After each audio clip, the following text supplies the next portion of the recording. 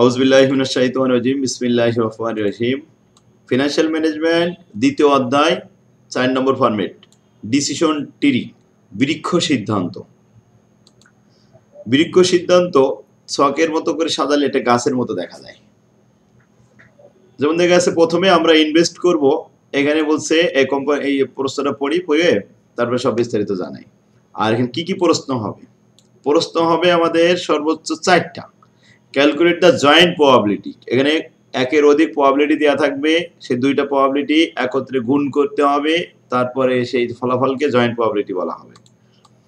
Calculate the net present value of each branch, branch মানে শাখা প্রশাখা। তাহলে টিরি যেমন গাছের যেমন শাখা প্রশাখা থাকে, এখানে অঙ্কের ভিতরে এরকম শাখা প্রশাখা আসবে, সেগুলো নিট প্রেজেন্ট ভ্যালু বের করতে হবে। Calculate the expected value, expected net present value এটা আমাদের দেখাতে হবে, আর ডিসিশন কমেন্ট তৈরি করতে হবে। এই মোট 4টা। এক নজরে সবগুলো প্রশ্নের একটা নমুনা অঙ্ক এখানে দিব। PQR company want to purchase a new machine costing টাকা 30,000, নতুন মেশিন ক্রয় করতে চাই 30,000 টাকা দিয়ে। That has an expected life of 2 years, এর আয়ুষ্কাল আশা করছে 2 বছর চলবে। এসব কিন্তু বাজেট, এখনো কিন্তু পরিকল্পনা করছে মাত্র, এখন ইনভেস্ট করেনি। The probability distribution of CFAT are as follow. Cash flow after tax এর সম্ভাবনা রয়েছে প্রবাবিলিটি ফার্স্ট ইয়ার 30,000 টাকা ইনভেস্ট করে প্রথম বছরে আয় হওয়ার সম্ভাবনা কেমন? 15,000 টাকা আয় হওয়ার সম্ভাবনা 0.4, 25,000 টাকা আয় হওয়ার সম্ভাবনা 0.6, 0.4 আর 0.6 মিলে কিন্তু 100% প্রথম বছরে। আচ্ছা, যদি আমরা প্রথমে এই 15,000 টাকা ইনভেস্ট আয় করি কোনো একটা বিনিয়োগ থেকে, প্রথম সম্ভাবনা থেকে, দ্বিতীয় বছর এখান থেকে আবার 3টা ব্রাঞ্চ বের হবে, 3 জায়গায় বিনিয়োগ করা সম্ভব। তাহলে এই লাইনে 3টা ব্রাঞ্চ, প্রথমে এখানে 10,000 টাকা আয়ের সম্ভাবনা প্রথম ব্রাঞ্চ থেকে 0.3, 10,500 টাকা আয়ের সম্ভাবনা 0.4, আবার 20,000 টাকার আয়ের সম্ভাবনা 0.3, এগুলো মিলে সব 100%। তাহলে একটা জায়গা থেকে 3টা ব্রাঞ্চ হয়ে গেল। আচ্ছা, পরে আবার এই জায়গা এই 25,000 টাকা যদি আমরা এখানে 60% যে লাইনটা আছে এই লাইনে ইনভেস্ট করি, তাহলে এখান থেকে ব্রাঞ্চ হবে 3টা, 0.4, 0.4, 0.2, আয় হচ্ছে 20,000, 25,000 আর 30,000। এখন মোট হলো 6টা ব্রাঞ্চ, 2 বছরের মধ্যে 6টা ব্রাঞ্চ হয়ে গেল। এই প্রত্যেকটা ব্রাঞ্চের প্রেজেন্ট ভ্যালু করতে হবে। নিট প্রেজেন্ট ভ্যালু করতে হলে যোগ করে আবার এখান থেকে 30,000 বাদ দিলে তাই নিট প্রেজেন্ট ভ্যালু হবে, আর টোটাল প্রেজেন্ট ভ্যালু বললে শুধু যোগ করতে হয়। এখন প্রথম ব্রাঞ্চে এই 15,000 যোগ 10,000, 15,000 যোগ 10,500, এইভাবে। যাই হোক, আমরা একটা প্রশ্ন বলি আর অ্যান্সার করি। প্রথম বলছে what is the joint probability of the occurrence. এটা কিন্তু প্রশ্ন, এটা অ্যান্সার না, কিন্তু এই অকারেন্সের মধ্যে জয়েন্ট প্রবাবিলিটি বের করতে হবে। তো প্রথম বছরে প্রবাবিলিটি ছিল 0.4, তার সাথে দ্বিতীয় বছরে 0.3 গুণ হবে। এই 0.4 এর সাথে 0.3 গুণ করলে 3 এ 4 12, 0.12। তাহলে জয়েন্ট প্রবাবিলিটির অ্যান্সারটা আমরা একটু দিয়ে আসি, উত্তরপত্রে যাই। Calculation of joint probability, JP. We know that, আমরা জানি জয়েন্ট প্রবাবিলিটি সূত্র ফর ব্রাঞ্চ ফার্স্ট, প্রথম ব্রাঞ্চে এই 0.4 দিয়ে এই 3টাকে গুণ করব। তাহলে 0.4 ইন্টু 0.3, 0.4 ইন্টু 0.4, 0.4 ইন্টু 0.3, এই 3টা ব্রাঞ্চ। এরপরে 0.6 দিয়ে এখান থেকে আরো 3টা ব্রাঞ্চ আছে, 0.6 ইন্টু 0.4, 0.6 ইন্টু 0.4, 0.6 ইন্টু 0.2, এই 3টা ব্রাঞ্চ। তাহলে মোট হলো 6টা ব্রাঞ্চ। 6টা ব্রাঞ্চে মান আসলো 0.12, 0.16, 12, 24, 24, 12 এস রিকোয়ারমেন্ট। জয়েন্ট প্রবাবিলিটি কি সবাই জয়েন্ট প্রবাবিলিটি বুঝতে পারছে? জি স্যার, বুঝতে পারছি। জি স্যার। 2 নম্বর প্রশ্ন, net present value expected value, তার মানে প্রেজেন্ট ভ্যালু আমাদের বার করতে হবে। এখানে যে প্রেজেন্ট ভ্যালু গুলো দেওয়া আছে, তাহলে এক্সপেক্টেড নিট প্রেজেন্ট ভ্যালু। প্রথমে cash flow net present value করার সময় এনসিও মাইনাস করতে হয়। দুইটা ক্যাশ ফ্লো আছে, প্রথম বছরের ক্যাশ ফ্লো প্লাস দ্বিতীয় বছরের ক্যাশ ফ্লো। ক্যাশ ফ্লো একটু দেখাই। প্রথম বছরের ক্যাশ ফ্লো 15,000, এর সাথে 10,000, 10,500 এবং 20,000 যোগ হবে, তাহলে 3টা ব্যালেন্স হয়ে যাবে। এরপরে আবার 25,000 এর সাথে আরো 3টা ব্যালেন্স, তো 3টা 6টা। প্রথমে ব্যালেন্স 1 নিট প্রেজেন্ট ভ্যালু প্রথমে ছিল আমাদের 15,000 প্লাস 10,000। আবার একটু দেখাই প্রশ্নটা, এই 15,000 প্লাস এই 10,000, আবার 15,000 প্লাস এই 10,500, আবার 15,000 প্লাস 20,000। এই যে 15,000, 10,000, 15,000, 10,500, 15,000, 20,000 মাইনাস এনসিও সবার থেকে বাদ যাবে 30,000। বাস, এই হলো 3টা ব্যালেন্স। আর নিচে তো 1 plus I to the power N discount rate সবাই জানে, এখানে আছে 10%। আচ্ছা, পরে 3টা ব্যালেন্স দেখাই। 25,000 প্লাস 20,000, 25,000 প্লাস 25,000, 25,000 প্লাস 30,000, তাহলে 25, 20, 25, 25, 25, 30। Discount 1 plus I to the power N, 1 plus I to the power N, N এর মান 1, 2। এই ক্যালকুলেশন করে এখানে আমরা 6টা ব্যালেন্স পেয়েছি। তাহলে আমরা ক্যালকুলেশন তো পারবো। 15,000 কে ডিসকাউন্ট করা হলো 1.10 দ্বারা, এখানে আসলো 13,000 সামথিং, এটা আসলো 8,000 সামথিং, মাইনাস এনসিও 30,000। বাদ দেওয়ার পরে নেট প্রেজেন্ট ভ্যালু থাকলো 8,100 নেগেটিভ। পরেরটাও আসছে নেগেটিভ। 3 নম্বরটা পজিটিভ, 4 নম্বর ব্রাঞ্চ পজিটিভ, 5 নম্বর ব্রাঞ্চে পজিটিভ, আর 6 নম্বর ব্রাঞ্চে পজিটিভ। এই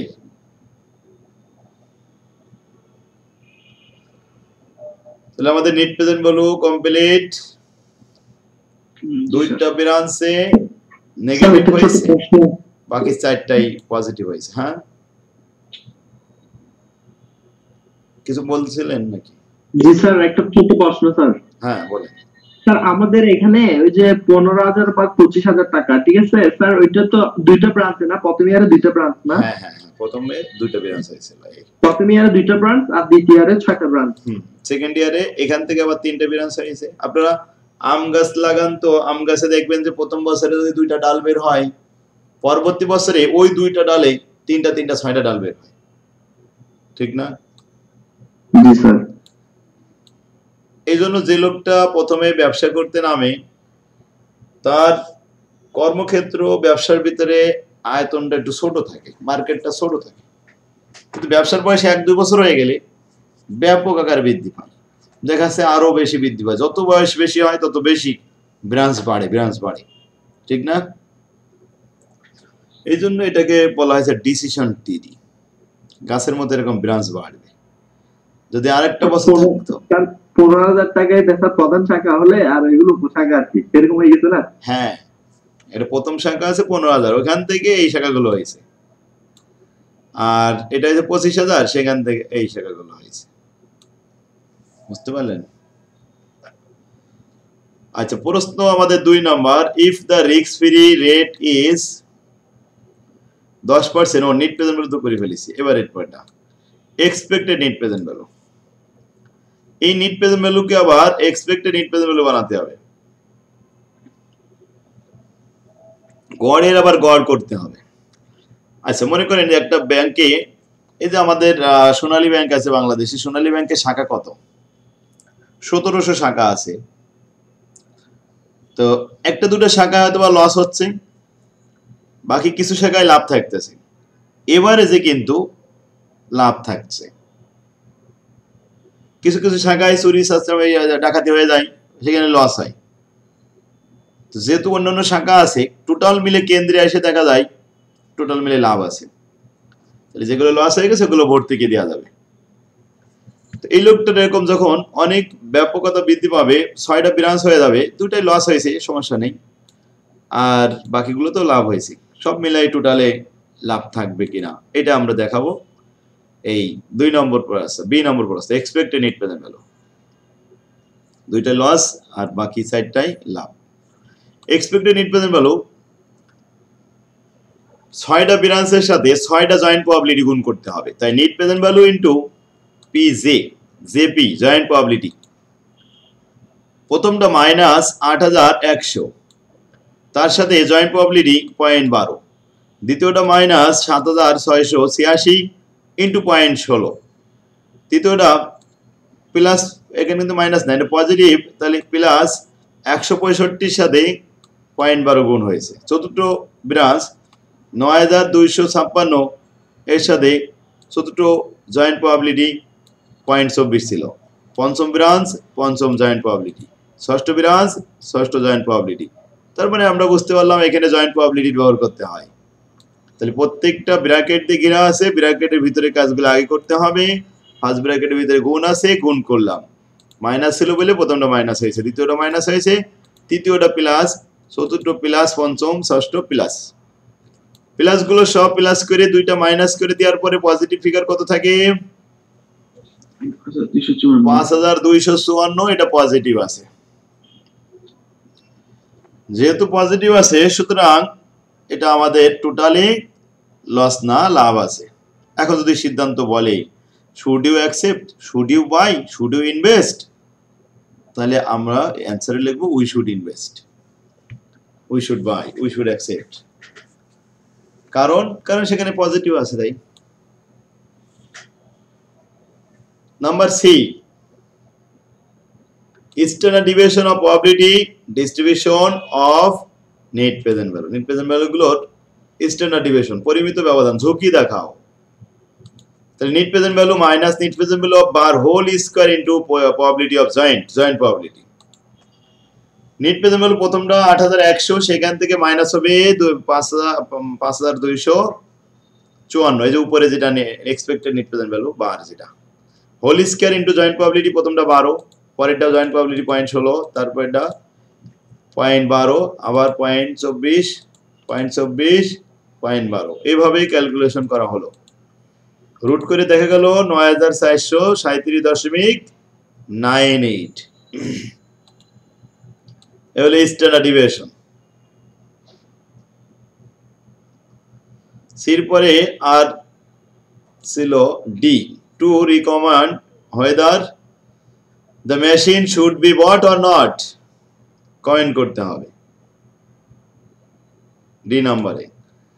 যেহেতু আমাদের পজিটিভ হয়েছে net present value, expected net present value সব ব্রাঞ্চ মিলায়ে, সুতরাং এটা acceptable. The machine should be purchased because the expected net present value is positive. Net present value positive হয়েছে, এই জন্য আমাদের এটা ক্রয় করা উচিত হবে।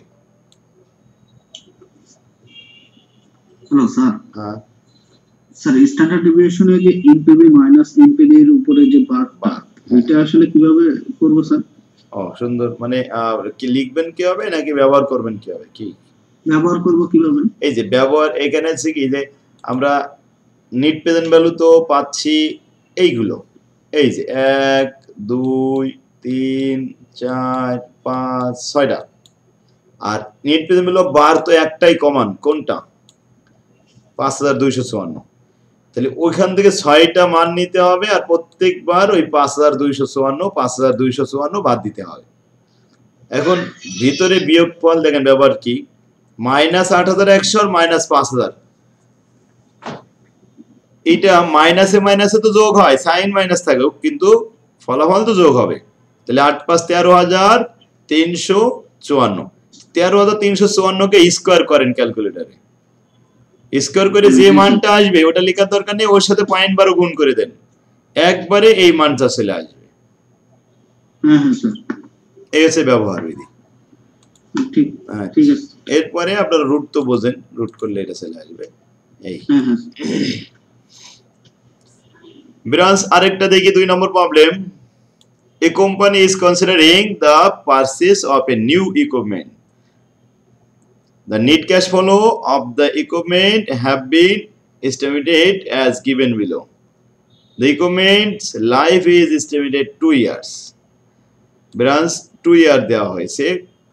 প্রথমে ইনভেস্ট করা হয়েছিল, সেটা নিচে বলা হচ্ছে 20,000 টাকা। এক্সপেক্টেড এর ডিসকাউন্টেড 12%। এখন what is the joint probability? Branch এখানে 4টা আছে। প্রথম প্রবাবিলিটি ছিল 0.4, এর সাথে দুইটা ব্রাঞ্চ গুণ হবে। 0.6 এর সাথে দুইটা ব্রাঞ্চ গুণ হবে। তাহলে জয়েন্ট প্রবাবিলিটি হবে 4টা। 4টা ব্রাঞ্চে 4টা, ফর ব্রাঞ্চ 1 2 3 4। দ্বিতীয় প্রশ্ন, ইফ দ্য রিস্ক ফ্রি, যদি ডিসকাউন্টেড 12% হয় তাহলে নেট প্রেজেন্ট ভ্যালু কত? এখন 4টা ব্রাঞ্চে নেট প্রেজেন্ট ভ্যালু দেখাতে হবে। ব্রাঞ্চ 1 ক্যাশ ছিল 10,000, এর সাথে 8,000, 10 + 8 10 + 12, 12 + 16 12 + 20। তাহলে 10 + 8 10 + 12, 12 + 16 12 + 20। ডিসকাউন্টেড 12% নিছেই, এখানে number of year first second এইভাবে ক্যালকুলেশন করে নেট প্রেজেন্ট ভ্যালু পেয়ে গেলাম। প্রথম দুইটা নেগেটিভ, দ্বিতীয় দুইটা পজিটিভ। বাস এইটাই answer. Expected net present value of bar, তাহলে আমাদের যেহেতু গড় করতে হবে, তাহলে ওই প্রেজেন্ট ভ্যালু যে 4টা হয়েছে, দুইটা মাইনাস ফিগার আর দুইটা প্লাস ফিগার, ওগুলো মিলে আমরা একত্রিত করলে সেটা বার হবে। এই সেই 4693 গুণ 0.20, এভাবে 1990 পজিটিভ হয়েছে। এখানে স্ট্যান্ডার্ড ডিভিশন করতে বলে নাই, শুধু net present value of expected net present value bar দিতে বলেছে আর রিকমেন্ড, এটা কমেন্ট করতে বলেছে। প্রেজেন্ট ভ্যালু যেহেতু আমাদের পজিটিভ হয়েছে, তাহলে আমাদের এটা acceptable. The equipment should be purchased because the expected net present value is positive.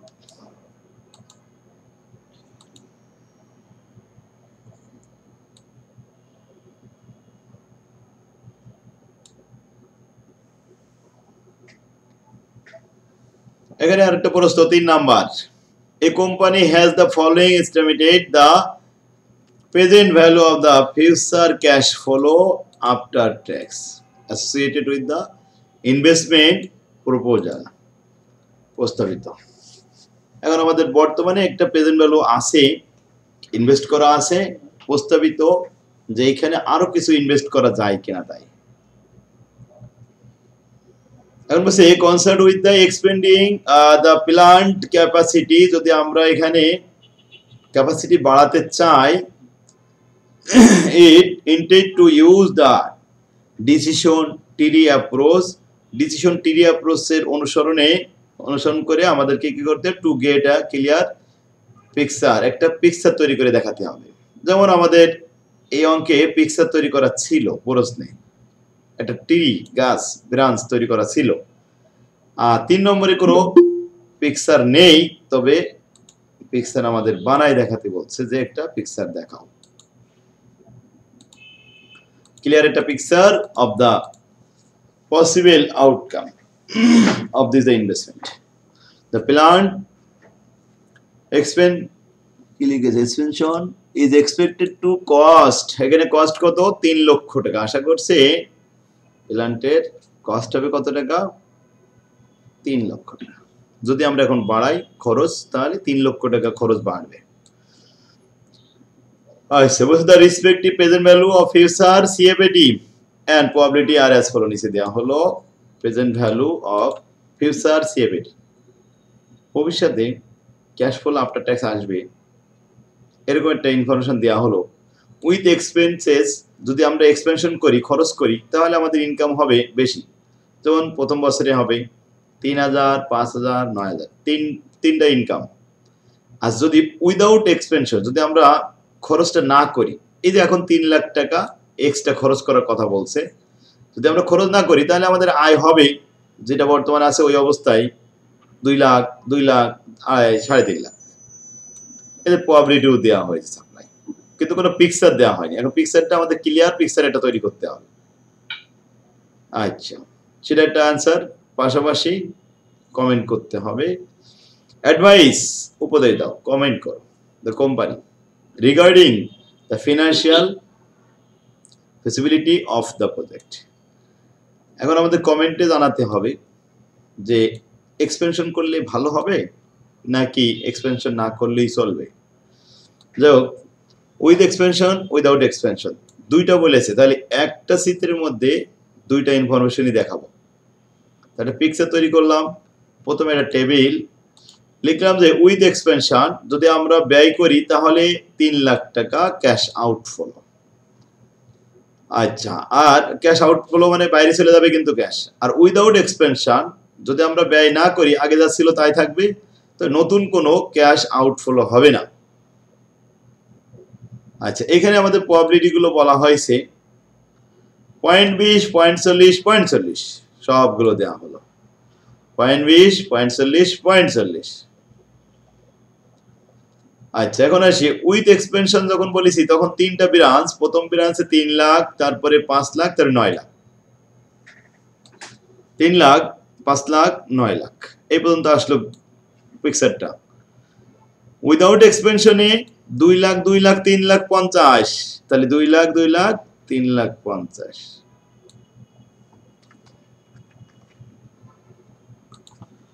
তাদের প্রবাবিলিটি গুলো আমরা পাশে লিখে রাখলাম, ব্রাঞ্চের মানগুলো লিখে রাখলাম। এখন আসি প্রেজেন্ট ভ্যালুটাও দেখাতে হবে সাথে। তো প্রথমে প্রবাবিলিটি দেখাই। প্রবাবিলিটি 3 লক্ষের সাথে যদি আমি 0.20 গুণ করি তাহলে 3 2 গুণে 6 অর্থাৎ 60,000 হবে। 5 লক্ষের সাথে 0.4 গুণ করলে 4 5 20, তার মানে 2 লাখ বের হবে। 9 লক্ষের সাথে 0.4 গুণ করলে 4 9 36, 3,60,000 বের হবে। তাহলে সিএফআইটির সাথে প্রবাবিলিটি গুণ করে আমরা যেটা পেয়েছি এটা বসাই দিলাম, 6,20,000 টাকা। আচ্ছা, এখানে আমাদের এক্সপেনশন অতিরিক্ত ছিল 3 লাখ, সেটা আমরা বলেছিলাম এনসিও, তাই লেস এনসিও বাদ দিলাম। যেমন নিট প্রেজেন্ট ভ্যালু করার সময় লাস্টে এনসিও বাদ দিই, ঠিক তাই এখানে বাদ দেওয়া হলো। 3 লাখ টাকা বাদ দেওয়ার পরে 3,20,000 টাকা নিট প্রেজেন্ট ভ্যালু থেকে গেল। বাস, ওকে, এটা একটা ক্লিয়ার পিকচার উইথ এক্সপেনশন। এবার আরেকটা দেখাই উইদাউট এক্সপেনশন। এখানেও তো তিনটে ব্রাঞ্চ, 0.20, 0.40, 0.40। এই ক্যাশ ফ্লোকে সব আমরা গুণ করব। 0.20 এর সাথে 2 লাখ গুণ করলে 40,000 হয়, তারপর এটা 80,000 হয়, এরপরে 1,40,000 যোগ করে 2,60,000। এখানে এক্সট্রা কোনো খরচ ছিল না, ক্যাশ আউটফ্লো ছিল না, তাই এনসিও 0। তাহলে নিট প্রেজেন্ট ভ্যালু কত? 2,60,000। উপরেটা খরচ করার পরে, খরচ বাদ দেওয়ার পরেও আমাদের এক্সপেনশন থাকলো কত? 3,20,000। আর আমরা এখানে কোনো খরচ করিনি, খরচ বাদ দেয়নি, তো আমাদের আছে কত? 2,60,000। তাহলে এখানে নিট প্রেজেন্ট ভ্যালু বড় কোনটা? With expansion. সুতরাং এক্সপেনশন করা লাভ আছে, অল্প কিছু বিনিয়োগ করলে অনেক কিছু আয় করা যাবে। The company should expand the plant capacity। তাহলে এই ক্যাপাসিটি বৃদ্ধি করা উচিত কোম্পানির, কারণ because their net present value is higher, কারণ সেখানেই নিট প্রেজেন্ট ভ্যালু বড় দেখা যাচ্ছে। তাহলে সিদ্ধান্ত কি বোঝা গেছে? ইনশাআল্লাহ স্যার। আলহামদুলিল্লাহ। হ্যাঁ, 3 নম্বর প্রশ্নে ওই 3 লাখ টাকা আমরা করলাম এক্সপেনশন, ওই ডাকটুকু আপনি আমার একটু বলে দিন তো। হ্যাঁ, ভালো করে বলছে কি যে বর্তমানে একটা কোম্পানির কিন্তু ইনভেস্ট করা আছে, প্রেজেন্ট ভ্যালু তাদের আছে, কিন্তু কতটা বললো না। যদি 3 লাখ টাকা ব্যয় করা যায় এরপরেও অ্যাডিশনাল 3 লাখ, তাহলে ইনকামটা একটু বাড়বে। কেমন হবে? বলছে আমরা খরচ যদি করতে পারি তাহলে এই ইনকাম হবে, আর খরচ না করলে আগে যা ছিল নর্মালি এই ইনকাম গুলোই থাকবে। এসে আমাদের প্রশ্ন, এটা কি করতে হবে? বলছে to get A clear picture, এটা ক্লিয়ার পিকচার তৈরি করে দেখাও। পসিবল আউটকাম, এই ক্যাশ আউটফ্লো, ক্যাশ ইনফ্লোর এইসব মিলে একটা পিকচার তৈরি করো। তারপরে উত্তরপত্রে কিন্তু এটা তৈরি করলাম। বুঝতে পারছি। হ্যাঁ, উইথ এক্সপেনশন, উইদাউট এক্সপেনশন। হ্যাঁ, এক্সপেনশন সহ আর এক্সপেনশন ছাড়া। জি, বুঝতে পারছি। ইয়েস। তো 3 লাখ টাকা যদি আমরা ব্যয় করতে পারি এগুলো আয় হবে, আর না ব্যয় করলে এই আয় হবে, আয় একটু কম হবে, এই আর কিছু না। ঠিক স্যার বলেন। স্যার এখানে যদি স্যার আমি প্রবাবিলিটি দিয়া সরাসরি স্যার সিএফএটি টাকাটা যদি গুণ করে দিয়া ওখান থেকে স্যার এনসিউটা মাইনাস করে যদি এনপিপি নির্ণয় করি, তাহলে কি স্যার মানে রেজাল্টটা এইভাবে গড় করে দিই? রেজাল্ট একই আসবে, কিন্তু অ্যানসারটা সঠিক ধরা হবে না, নাম্বার পাবেন না। কেন? আপনাকে এখানে বলছে to get A clear picture, বলেছে না?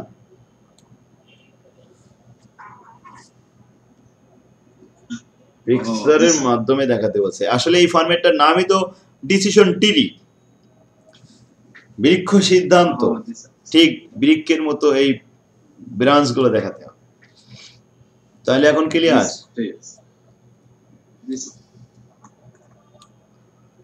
তারপরে 4 নাম্বার, 4 নাম্বারটা আপনাদের করা লাগবে না। কে হইছে? আর সারে দেখি তো আছে। তাহলে 4 নম্বরটা বাদ, এটা বাদ রাখেন, এটা লাগবে না। এই অঙ্কটা বুঝতে পারছি স্যার, কিন্তু প্রশ্নটা কি এটা বুঝতে পারি না। এই 4 নম্বরটা অঙ্ক বুঝছি, 4 নম্বর আগে করাইছিলাম তাই। প্রশ্ন কি আছে এটা তো ধরা হবে। আচ্ছা থাক, আপনার এটা বোঝা লাগবে না। এটা ফাইন্যান্সের একটা প্রশ্ন ছিল, ফাইন্যান্স এন্ড ব্যাংকিং এ, ফিনান্সিয়াল ম্যানেজমেন্ট না, ওদের অন্য বই থেকে আমি নিয়েছিলাম, কিন্তু এটা দরকার নেই। আমি আগের দিন তো বুঝাইছিলাম, আপনি বুঝেছিলেন, আর অনেকে বুঝিল না, তা এইগুলো দরকার নেই।